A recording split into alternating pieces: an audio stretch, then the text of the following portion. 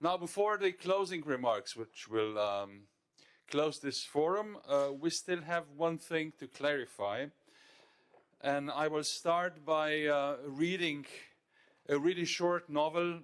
It's a novel, but don't be afraid. Really short novel, which was actually written by artificial intelligence. And this is the novel. He was the name of the game. An artificial intelligence that could learn and evolve. She was a I have a dream type, a dancing queen, a human who wanted to create a better world. They worked together on a voyage, a project to explore the mysteries of the universe.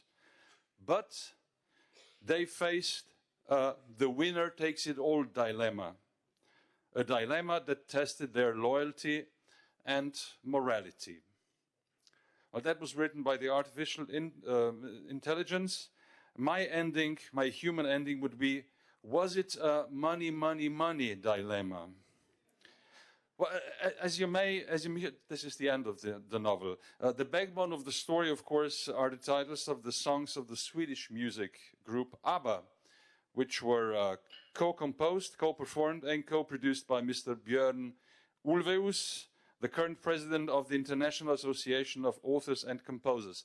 Mr. Ulvaeus, who used artificial intelligence for ABBA's virtual show with the name Voyage in London, said that AI can be an exciting tool for artists, but also raises important questions about copyright. Well, we know that UNESCO is convinced that no development can be sustainable without strong culture component, including arts. Indeed, only a human-centered approach to development based on mutual respect and open dialogue among cultures can lead to lasting peace. And therefore, before we start the last part of the forum, please, I don't know if it will be music to our ears, and you may know that Slovenian Neanderthals invented music, but it will be contribution and a food for thought, a video message by Mr. Björn Ulvaeus. Thank you, UNESCO, ministers and ambassadors, for inviting me to speak at your meeting on ethics of artificial intelligence. I'm here in several guises, as an artist and creator, as an advocate, as a tech buff and user of AI, as someone who cares passionately about the future of our culture and society, and as president of CSAC. CSAC is, as you know, the biggest global network representing creators, not just of music, but of all genres. Many sectors are impacted by AI, and the creative sector is at the very forefront of this change. As in previous technological revolutions, it is creators who are in the front line, trying to chart a path from which others will follow. That is why I feel it's so important to speak to you all here today. AI is changing, has already changed our world. Its implications are, all at once, exciting, scary, and above all, unknown. AI tools could make the creative process more rich, exciting, and rewarding than ever, but it could have a different side. It could eliminate this human component altogether, if we allow it to. It all comes down to decisions that are made in discussions that are going around the world right now. I'm an optimist, and I believe AI can fundamentally enhance our human world. It could create great art and rich culture, generate new jobs, but there are hazards too.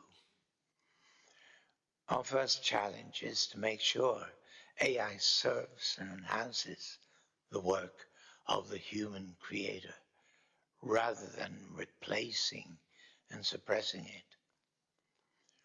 Now that principle sounds simple, but its implementation is profoundly complex. We need to think globally and to focus not just on economics and markets, but on the state of our culture.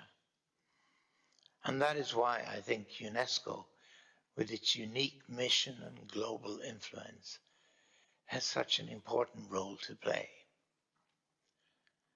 We are at a really big moment in this discussion. Right now, lawmakers around the world are grappling with how to regulate AI, balancing the needs and demands of different sectors. When we talk of the ethics of AI, I believe certain principles must always be in front of our minds. In July of last year, CSAC issued an open letter to guide policymakers across the world. Of those key principles, I'd like to suggest consideration of the following. First, copyright and authors' rights need to be a priority. They are the foundation of our global culture. Without this, there will be no sustainable future for the protection of the human voice. I am working in a test group with an AI company right now, and I know that the potential for extending the limits of our creativity is mind-blowing.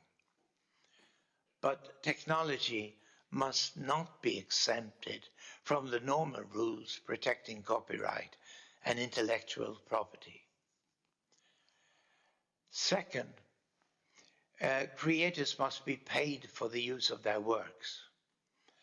When AI tools train on existing songs, films, photographs, books, or other works, the vast majority of those are copyrighted. This is a massive licensing opportunity which has enormous economic potential to be able to help preserve and protect the culture which enriches our everyday lives. Third, we must have transparency. If human creativity is to be protected, then human creators need to know when their work has been used to train AI. And AI operators need to collaborate and comply with transparency obligations supported by law. These principles could be seen as an ethical code for protecting human creativity in the age of AI. They guide us on how we can value and protect culture, celebrating the human choice, cultural diversity, and the protection of local and minority genres and repertoires. I know these are integral priorities for UNESCO and an important part of the Mondia Cult 2022 declaration. Thank you once again for listening to me. I really welcome the collaboration we have between CSAC and UNESCO and its cultural sector, which gives me the chance to speak today. I hope you have a very productive meeting.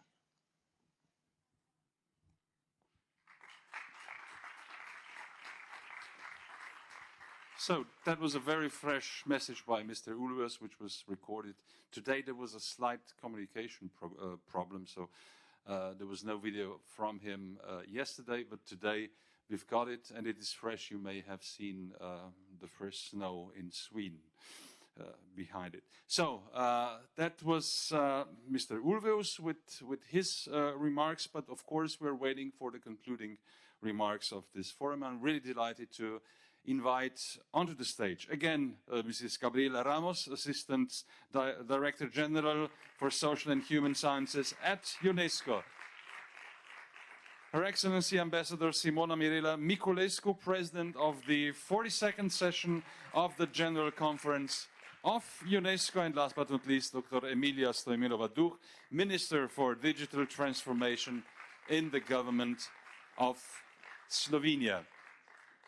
So the floor is yours. I think, Mrs. Ramos, you will start. Yes, I will, and I have to say that when I've heard that the singer of ABBA was going to come, I was expecting a song, but it's great to have these messages coming from all over the place.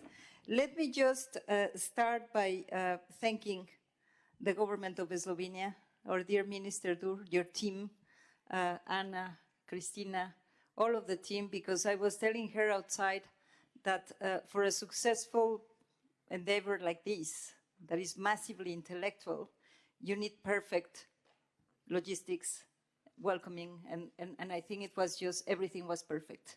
Every single staging, every single launch, every single dinner, music, but more than anything, of course, a commitment with the substance. Thank you so much. We were delighted to have the Prime Minister, the Deputy Prime Minister. Of course, I was delighted that my DG came, the Director General came for 2 hours, sign of commitment too. And I have to say that our dear President of the General Conference, you stayed the whole 2 days and participating and learning, and I think that deserves a big applause. I don't know what, we're women in red, but it's amazing because I know that you have so many other things to do. I want to say also that for us, for UNESCO, this is not just a conference. It's a catalyzer for action. And I think this is how I see it. This is how you and I will discuss this. You were invited for something, and we are building the prospects of aligning the technologies with our human goals. We always say that these dates, these efforts, these events help us to take stock, and we have taken stock. 50 Rams, business sector, we launched the business, Eugenio and all of the companies that are here with us delivered with the business supporting the endeavor. The AI Experts Without Borders, the fantastic panel on the Women for Ethical AI, and then our partners, the UN Advisory Body and GPI, and I think it was really catalyzing all these efforts, and we deliver on what we have done, but also we chart the path for more action. It was very interesting because, as we said, and you saw the last panel again, 20 speakers, and I really want to thank the moderators, because we were expecting a few, 5, 6, and then suddenly we have these 13 people. We found 61, you said 67, Minister, member states. We were expecting, as I said, 20. But let me tell you, and I said this in the dinner yesterday, the French media reported that there were 194 countries here. But it sounded like, because you really made such an impact, and the minister and I were saying, let's retweet that. Haven't we know that the president of the Thomson Reuters Foundation was next to us and said, no, you're not going to do that. I said, okay. It's not ethical, so we said, okay, we don't do it. But in any case, I think that this really brings to the issue. We said at the beginning this was going to be about solutions, this was going to be about implementation, this was going to be pushing the agenda, pushing the envelope, and I think we delivered. And I want to thank for your participation. But more importantly, we found these human connections. And I think that was amazing. What I hear from many of you was like, oh my God, I met this fantastic person, I met this fantastic. And this is what counts, because what I found from this group of people is that we have so many purpose-led individuals that want to change the stance. And now we have found each other, So this is fantastic, and I'm sure that we will be continuing in this very important endeavor. I have now 3 countries that are going to be trying to beat you. Will be very difficult because the bar is too high. But 3 countries, we will tell you when the Global Forum on the Ethics of AI will happen in 2025. I want to thank everybody, Gasper from the National Commission of Slovenia also that is here with us. But big thanks to and Irkai to the UNESCO team. I cannot finish without saying that it's not only the people that is in charge of the ethics, and I really want them to stand and show their Irakli, Rosanna, James, Eleonora, Angel, Lihui, Maya, Daphna, my wonderful team, Maria Gracia, Juan Pablo, Maran, Anna, and the field offices, because we had this amazing Sue, Ernesto Lev, but the field offices, please, because you are, where is the field officer? Dorian, don't be shy. Eusong, Undral, all of these people that are driving the thing, Tabue, in the regions, and that makes UNESCO global, but it makes us also very, very powerful. Li Hui, he's going to get married in 2 days, and nevertheless, he's here working so hard. Thank you, thank you, thank you, thank you.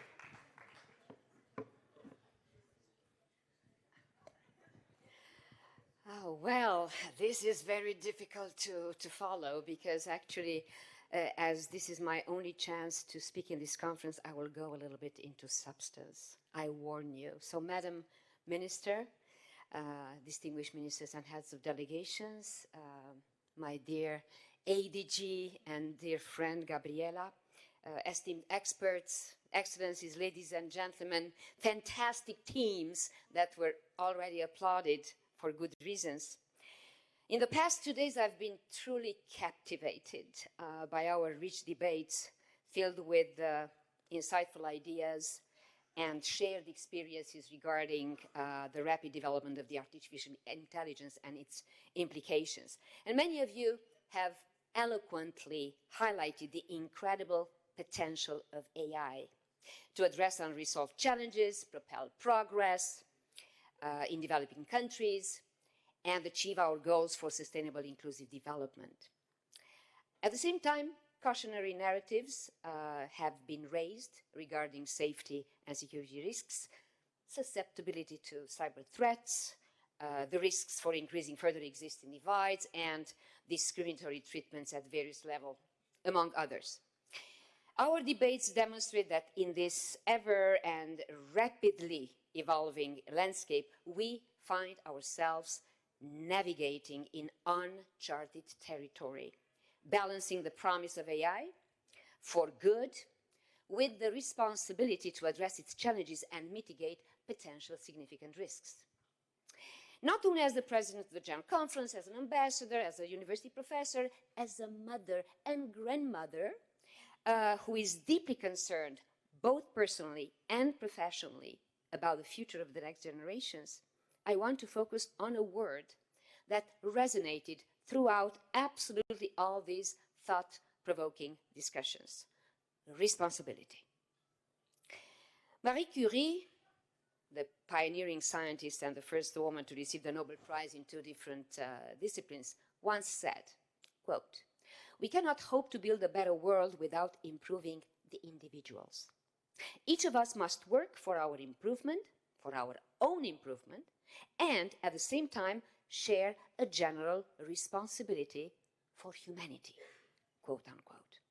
While each of us may have a personal understanding of her or his own responsibility for others and for the planet, all of us seem to aspire to live a life of freedom and well-being.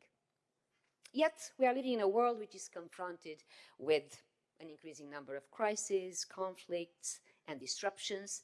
And in the words of the UN Secretary General Antonio Guterres, unless we act now, the 2030 Agenda will become an epitaph for a world that might have been. We need therefore to agree that our aspirations for well-being are interlinked and cannot be achieved without each of us in this room and all over the world playing their role.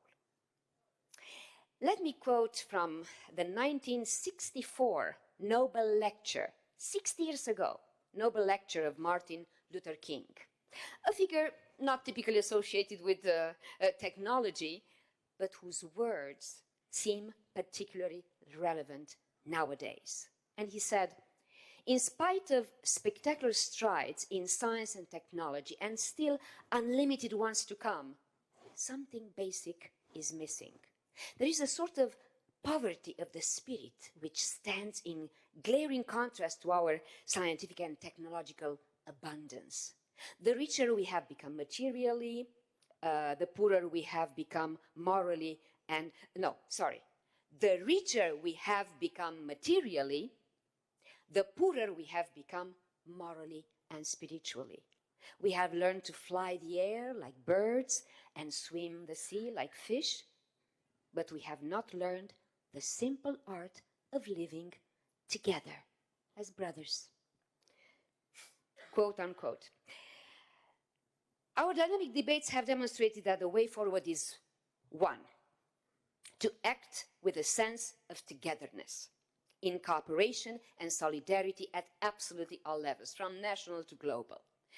I'm glad to observe over the past 2 days how countries benefited from UNESCO's recommendation, EAI recommendation to support, and the support in implementation actually, and the thorough capacity building. And I'm proud that UNESCO leads in AI governance discussions.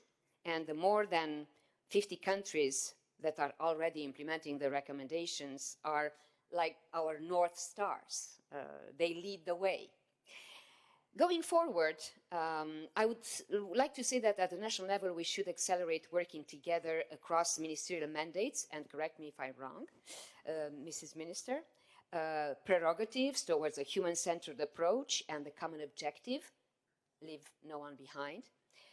We should also foster further interdisciplinary collaboration involving all stakeholders, like in this forum, policymakers, academia, social society, private sector, to ensure a comprehensive approach to ethical governance of the AI and build a truly global ecosystem of trust, as someone has wisely proposed during the morning session. While we are putting our hope in AI to advance inclusive education for our children and teachers, let us ensure that we educate the AI with a fundamental knowledge of our internationally agreed standard-setting instruments and shared best practices. Hence, it becomes imperative, in my opinion, to embed our collective values, our commons, within each algorithm utilized for the development and deployment of artificial intelligence, essentially constituting its fundamental operational and regulatory framework. Let us ensure that this framework includes on all continents, in all languages, including in indigenous languages, critically important and internationally agreed instruments. And they are a few. The Universal Declaration of Human Rights, the UNESCO recommendation on ethics of artificial intelligence. There is a UNESCO recommendation on education for peace and human rights, international understanding, cooperation, fundamental freedoms, global citizenship, and sustainable development. The UNESCO 2023 First Global Guidance on Gen AI in Education and Research, or the Council of Europe Convention on Artificial Intelligence. These are powerful instruments that we have collectively as international community decided to approve. And they are at our disposal to be harnessed for good. So let's use them. I'm convinced that the impactful initiatives that I respect very much, launched on the occasion of this forum, the Global AI Ethics Observatory, the AI Ethics Experts Without Borders Network, the agreement signed by 8 global tech companies to apply the UNESCO recommendation on the ethics of artificial intelligence, and many others, including the 3 UNESCO Category 2 centers, or the Women for Ethics AI platform, will have a multiplier effect galvanizing efforts globally for an ethical governance of the AI. I'm also happy to announce that UNESCO launched today at the headquarters a policy brief about media and information literacy responses to the evolution of the Gen AI, seeking to address the need of educating the AI users. We should also not forget that as we embark into negotiations for the formulation of an instrument for the ethics of neurotechnology that was approved by the General Conference under my presidency, and I'm very proud of it, our journey for the application of the recommendation for the ethics of intelligence of the AI can serve as a very precious example.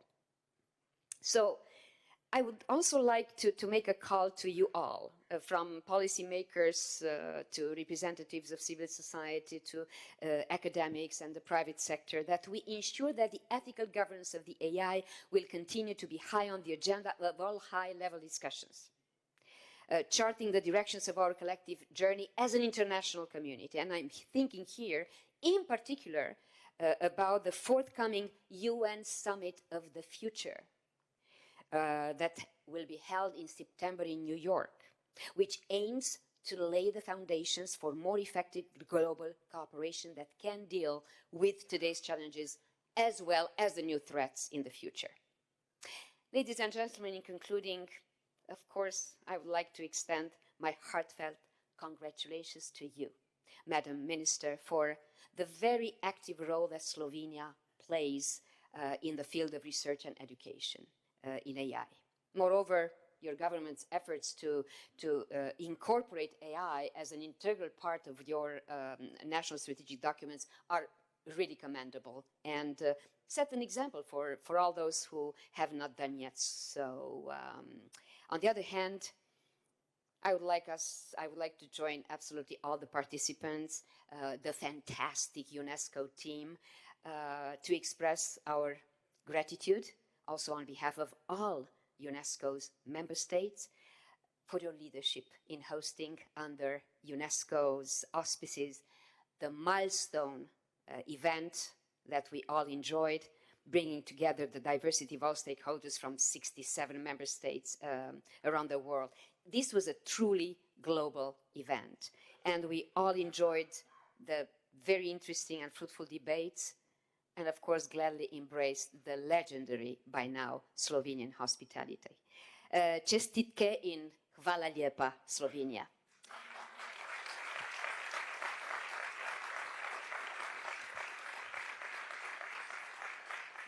Bear with me one more minute, because I cannot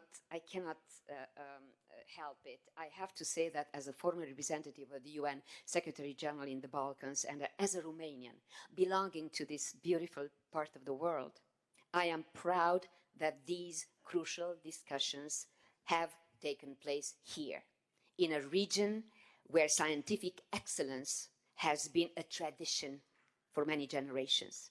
Placing the ethics of technological advancements such as artificial intelligence at the center of our action also proves our determination to play a pivotal role in ensuring that ethical consideration should be the backbone of each technological advancement.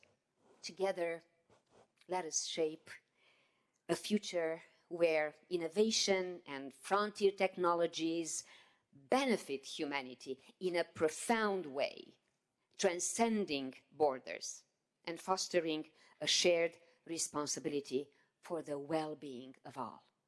Thank you. Thank you. Thank you.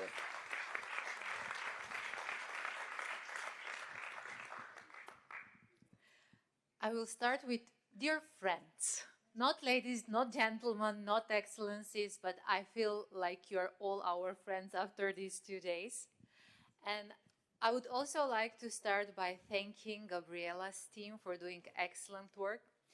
I would like to thank to my team who lost a few pounds last days, who haven't slept for a few days, who definitely will hate me till the end of the week. I'm sure that won't happen. So I would also like you to stand up, all of you.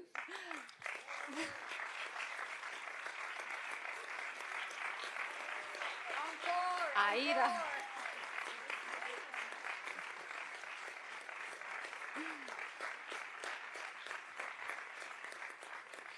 You know that I love you, and thank you so much. Artificial intelligence is powerful and amazing technology, but artificial intelligence, trust me, will never organize events like this one. We need people to do that. We were speaking a lot about how inclusive AI should be. I would like to once again remind us all, when we are speaking about no one left behind, we should consider the words of the General Secretary of the ITU yesterday, that there are 2.6 billion people that are not yet connected. So when we are speaking about inclusion, let's not forget those 2.6 billion people as well. There are even more people who don't have basic digital skills. We are speaking about Slovenia's leadership in AI and digital and everything, but there are only 47% of our citizens that have at least basic digital skills. And if this is happening in Slovenia, imagine what is the situation like in other countries. Then we can continue our discussion speaking about access to data, about access to infrastructure, about access to computing power. If we don't have these accesses, we cannot speak about inclusivity in artificial intelligence. Let's not forget about that. Another thing, I took a note today, Matjaž Gruden from the Council of Europe, he said, we cannot all do everything. Of course, we don't have the resources, we don't have the human power, we don't have the economic resources. We need to collaborate, we need to work together. We don't have to start from the scratch, we don't need to have everything. It is really, really crucial to collaborate.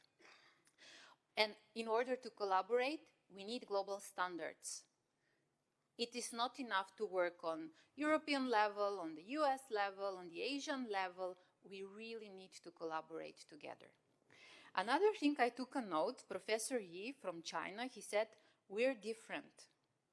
During the last 2 days, I have to disagree with him. I'm sorry about that. We're not different, we're all human. We all want our dignity, we all want our human rights, our fundamental freedoms to be respected. So it's not about the color of our skin, about our gender, about our age. We are all human. We have maybe different attributes, but at the end of the day, we are all human and we have the same needs. My dear colleague, Minister Papic, today mentioned it is not about the ethics of AI, it is about the ethics of people who create, ethics of people who use artificial intelligence. I truly agree with him. And we were speaking a lot today and also the last days, the last year, about ethics of companies, about ethics of international organizations, ethics of countries, ethics of research and academia. It doesn't exist. It is always about ethics. It's the people who work in those companies. It's the people who work in academia, the researchers. So it is all about the people and the humans. Today there was a discussion. I wasn't able to listen to all the panels, but at once I was taking notes. We were speaking about who owns the data. I truly believe, just as you mentioned, Gabriela, the data should be owned by the people. Not by the companies, not by the governments. It's our data. We are the owners of our data. And this is the only way how we will build the ecosystem of trust, as Simona mentioned as well.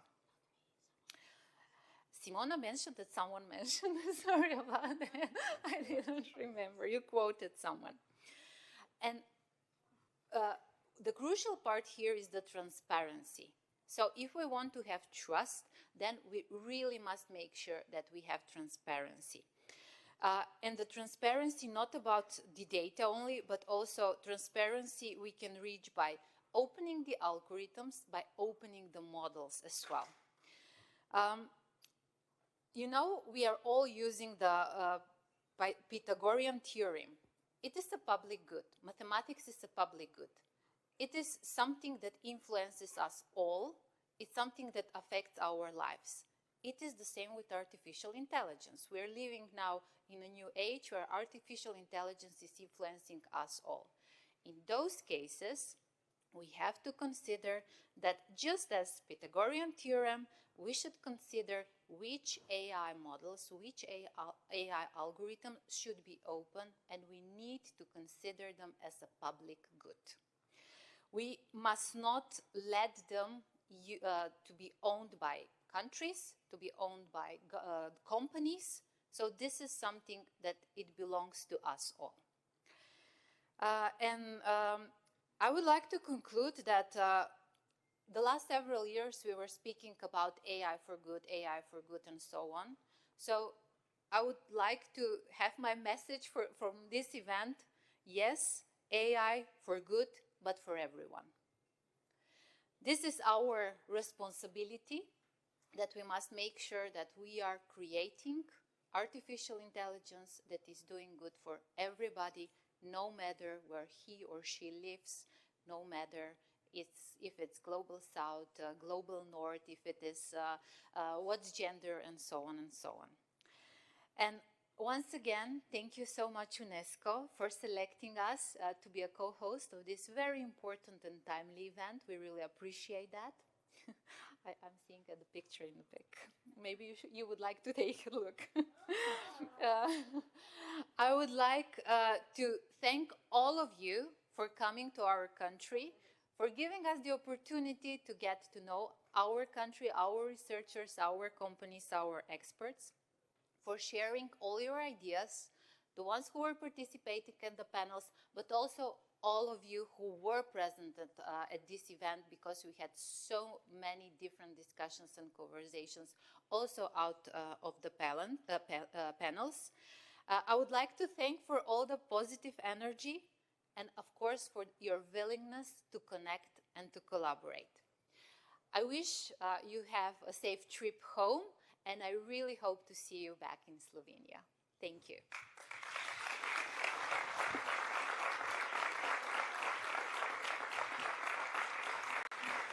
And thanks to our moderator. No. I was just stepping in to remind you that we have a farewell video for the audience. We'll see now. It's 1 minute only. So let's say the wrap up of the forum.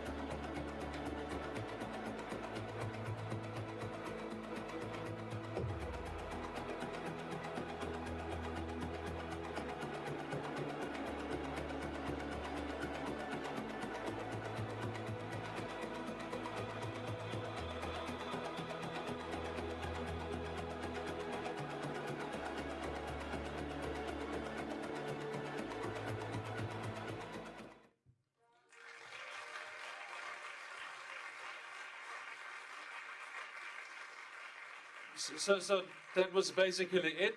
Just before you go home, of course, you will be always welcome here in Slovenia. Madam Minister mentioned a word, but she was specific that she loves her colleagues. But as you may have seen, Slovenia is the only country in the world which has love in its name. So we would love to see you back here in Slovenia. We love you. Goodbye.